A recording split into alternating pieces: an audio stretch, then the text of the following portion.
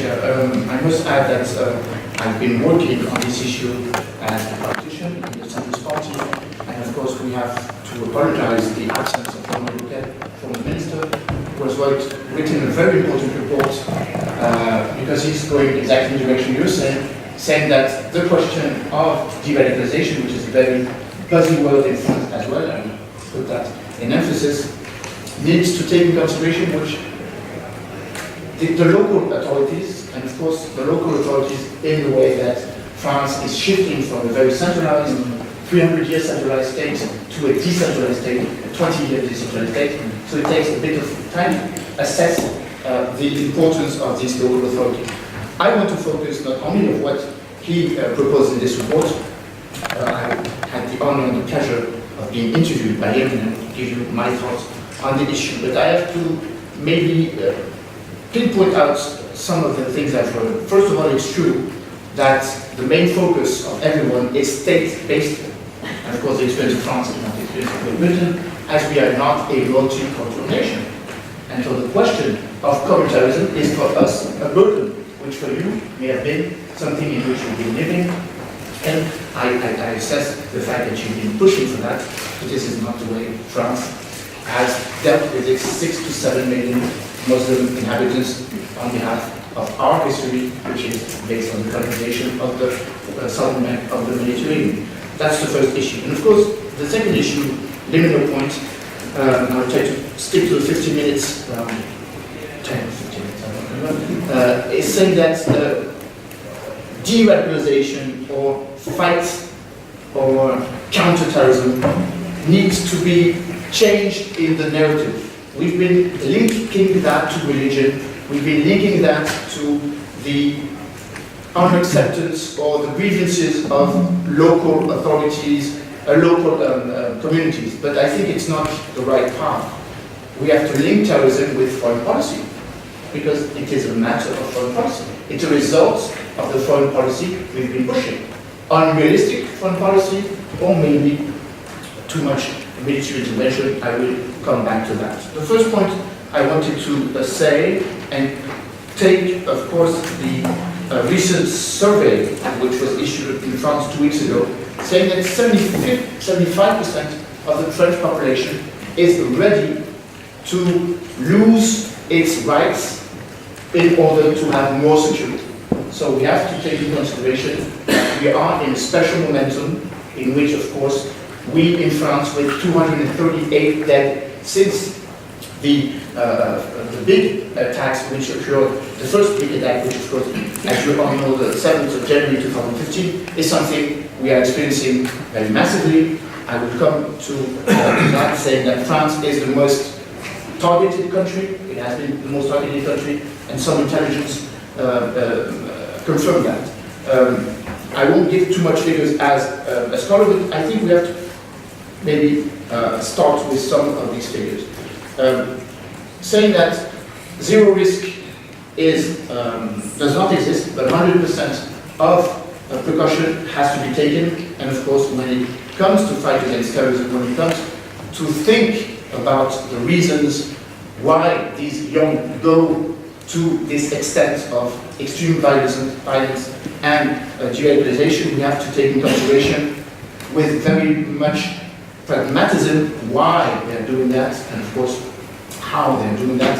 It is not the same people who have to do that. We have to have policemen, but we have to have people who know the cultural dynamics, and who have to understand why we are in this situation. Again, as a Frenchman, I have to take in consideration our history as well as our proximity of this area.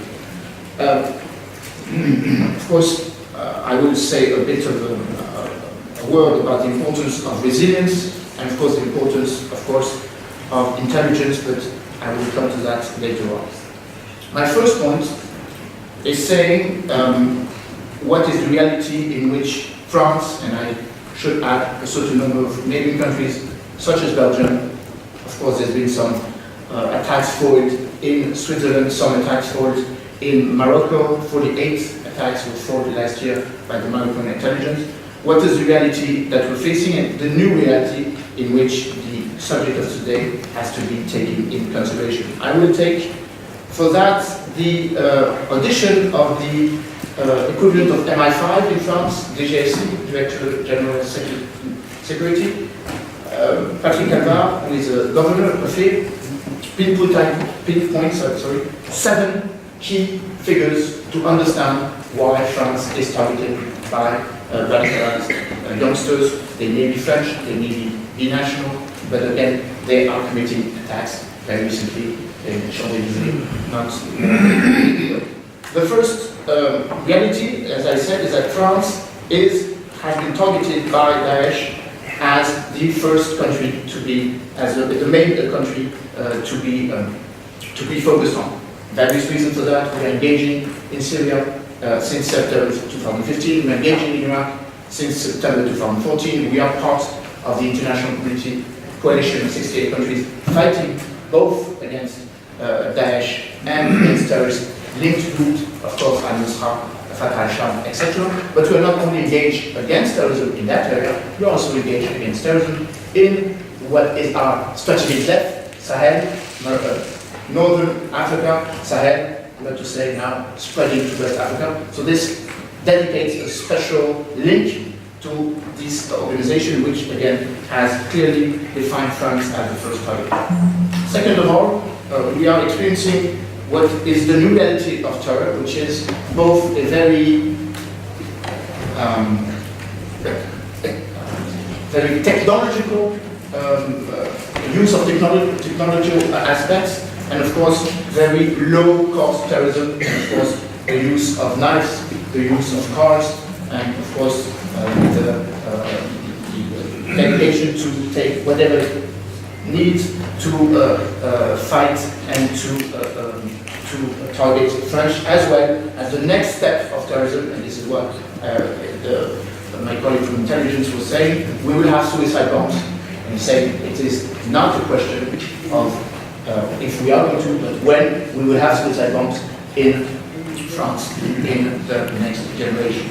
Third point, I think is very important, fighting against terrorism on a geographical, territorial aspect, because we are winning the war in Raqqa, we are almost up with Mosul. 1/3 of the central Mosul is going to be liberated in the next week. But of course, as we are pushing Daesh from its safe havens, that does not mean that the terrorists are not going to act. They are going to spread, they are going to choose new areas of theaters of operation.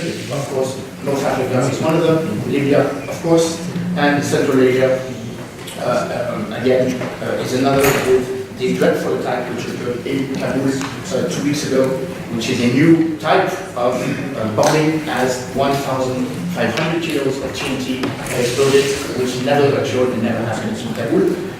But there is a reality that the foreign fighters who used to go, who have been going to Syria, 700 Frenchmen, almost 30,000 foreign fighters were gathering in Syria, again, Syria and Iraq, in the safe haven of Mosul, Palmyra, Hamadi, before it was liberated, etc., is now no longer reality. There's been a stagnation of this will to go to do the jihad in Syria, which is, again, may not be the case in Libya, as Libya is a new destination for this terrorist organization. And I have to come to what is a very preoccupying feeling for us in France. It's the linkage between the radicalization of some young people and the response of the society to that. The response should be resilience. We should all stand up together, say what is right, what is in the habit of religion, what is moral, and what is not. That is not what is happening. We have, at the same time as the terms of relation are, again, weakened on a geographical basis, they are strengthening extremism in another position, saying, well, we have to fight in the same way they're fighting against us. This happened, maybe, this could be an illustration of what happened with the attack on the mosque a few days ago, when, of course, we have the impression that the first response would be to put the local authorities to say they have to stabilize and put a bit of ease to this situation, but that inter-communitarism hatred is something that the tourist organizations are looking for and that we have to fight for. And again, I don't have an answer, but it is, of course, a reality. And the last point he was aiming at is, of course, the necessity of us to work together, not only on the national or center to periphery dimension, which is true in each country, but with the neighboring countries. European countries, 27 plus 1 when we get out of the Union. It's still there. Yeah, some months now. And of course with our neighboring southern neighboring countries, and of course this is where I want to put it, we have to assess the fact that we are not only targeted, but some of our friends and partners from the southern part of the nation are targeted as well.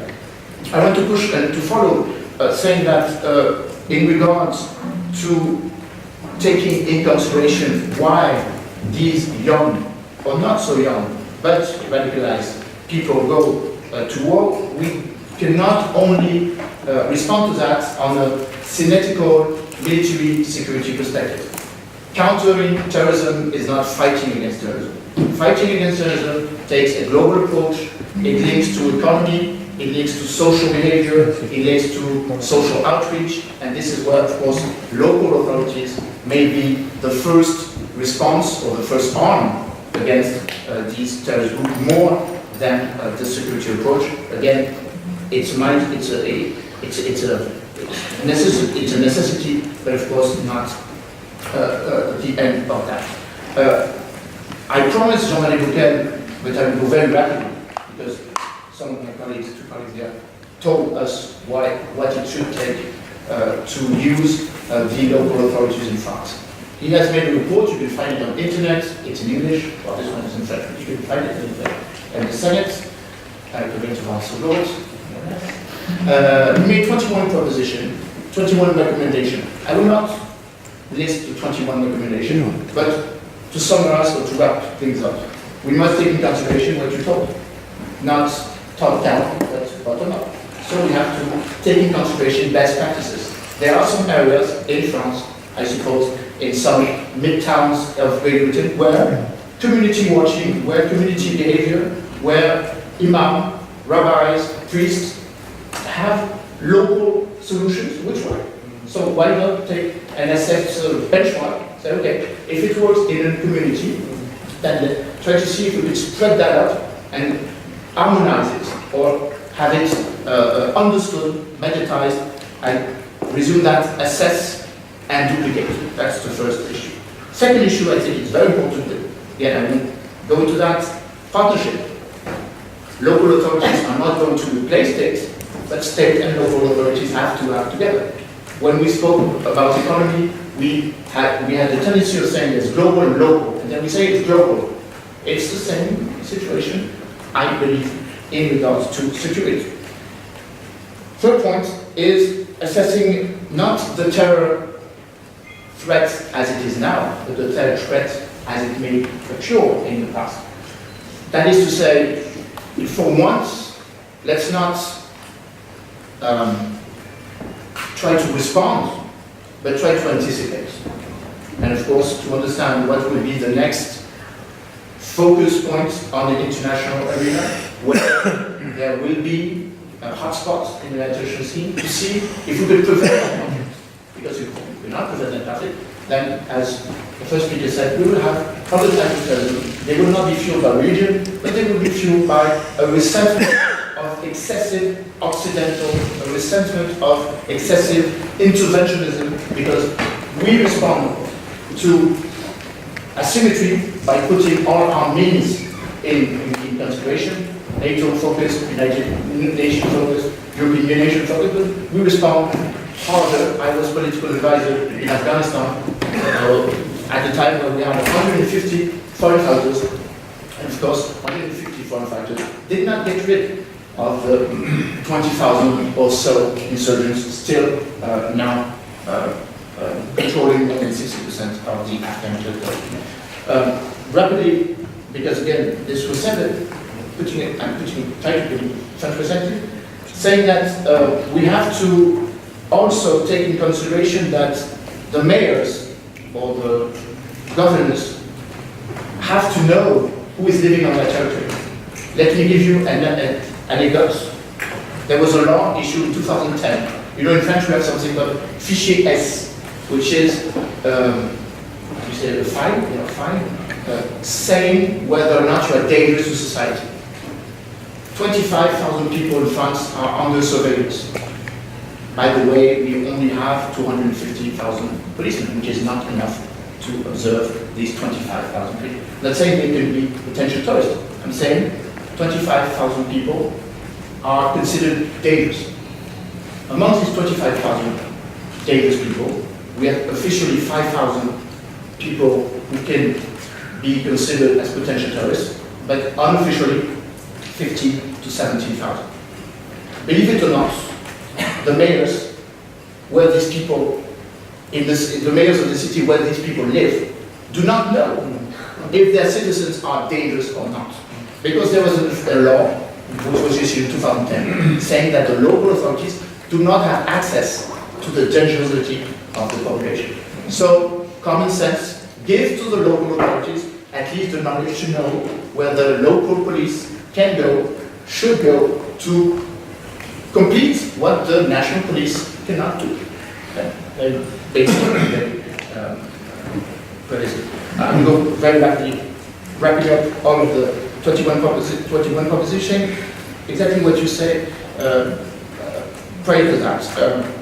The importance of education. Because in France we have a saying, the French philosopher Alain said, you don't born citizen, you become citizen. And you become citizen on regards to what you learn, what people teach you. Religious engagement, and of course education. So the milestone of the fight against radicalization is in school. We have to teach to the students not what they want to hear, not what they don't want to hear, but what the reality of their own history. And as a very diverse country as yours, we are a diverse country as well, we have to change the narrative that we're giving to these children. And of course, it takes engage the protection of youth, and of course, we have to work on the programs that, of course, are not sufficiently taking in consideration that when we go to war or when we went to war, it was not against a religion, it was not against the state, but it was taken in a historical momentum. Again, I won't push too much on that because you can find the report in this in the report of Jean-Marie. I will finish, if I may, Mrs. Chair, very rapidly saying what now we can do, what we should do. And I'm taking that in the spirit of a law which was issued in 2007, prevention of delinquents. Because again, terrorism sticks back to criminality. So we have to take in a certain number of tools and maybe adapt them to this new form of delinquence, which is extreme violence used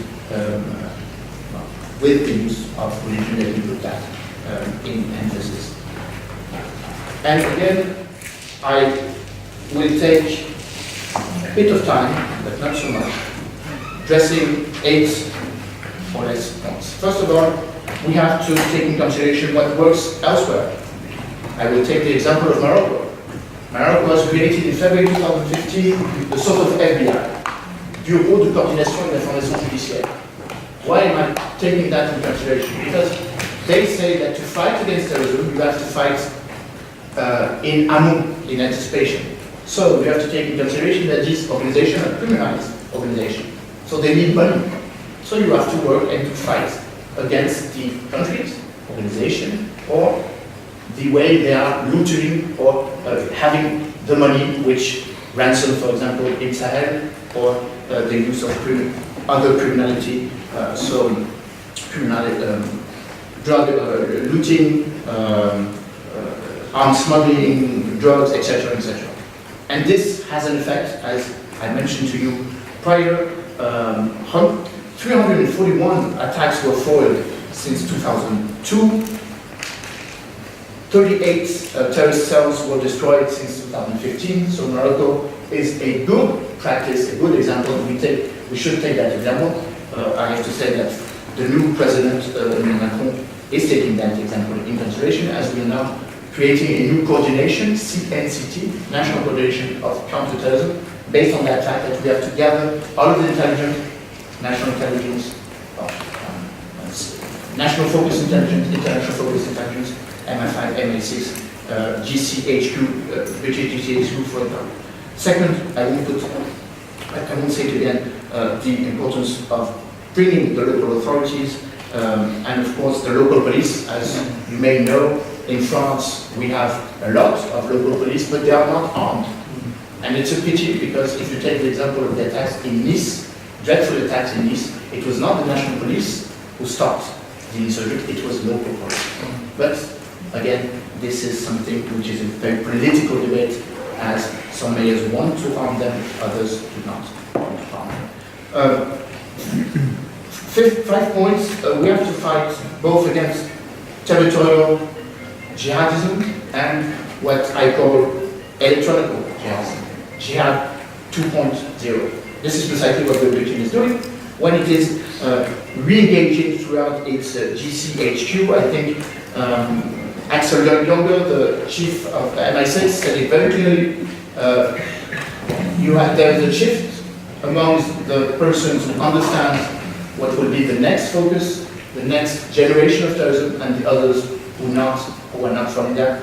I do believe that there are matter of cooperation between France and Great Britain, as big data, as deep internet, black internet, as the importance of the flux of information must be the next focus, because again, the next aim will be cyber terrorism or cyber attacks, which can provocate or can amplify the terrorist attacks against France.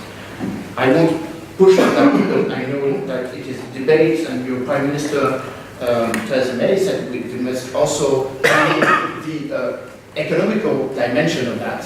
And when I'm speaking about economical dimension, I'm speaking about the telephony operators.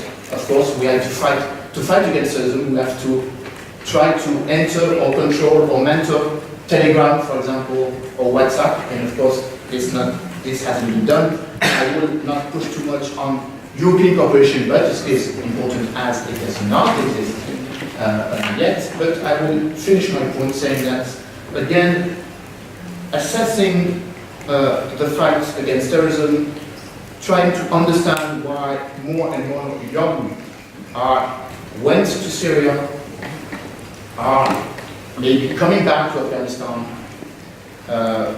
went to Yemen, went to Syria. We have to bring that to foreign policy. And of course, we have to bring that to foreign policy, saying, are we following the right path? For example, in Yemen, when we are sustaining a war which, to my belief, is a dreadful war in which we are not supposed to be engaged, but we are engaged, as we are furnishing intelligence to the Saudis. Concerning Libya, we are responsible for Libya, co-responsible, since we did this operation in 2011. So we have to assess the fact that if we are responsible, maybe we should go back and try to mendel and find a solution. If not, we haven't been doing that, of course, in the recent past. And of course, Syria. Fighting against Daesh is one thing, but we also have to fight against the other terrorist organization. I will finish on that briefly, saying that the first attack, very symbolic attack, which targeted Charlie Hebdo, you know, the humorist, caricaturist, were not foiled by Daesh. It was foiled by Al-Qaeda in the Arabic Peninsula, based on the fact that they were against this unrelevant use of humor against what they felt absolutely irresponsible in regards to living. So we have to take into consideration that we have to have a global approach on terrorism, specify the fight. Fighting against Daesh is not the same fight against the terrorist organization in Sahel. I happen to work with the Minister of Defense on that, and Mali in Sahel. We have to engage in other dynamics. And I will finish by saying that what is important, of crucial importance, is the narrative. I do believe that we have not been pushing on that aspect too much. We have to engage that at the level of media, academia, political, of course, and as well as administrative. I'm saying that because I've come back a few weeks from Abu Dhabi, where this fight is very relevant. And they are engaging with Sawab Foundation, with Edaya, with the Council of the Muslim Elders, saying we have to have a counter-narrative. Or not a counter-narrative, we have to have a narrative saying what they're saying, the use of the misuse of religion is total nonsense. This is what we should reaffirm in the media, and of course take in consideration that we have to inform the politicians so they know better what they should be saying, using the words they should be using. Of course, it's not a fight against religion, but we have to accept the fact that terrorist organizations are using religion as so. And this is what I wanted to finish on. Thank you very much. This chair. Thank you very much.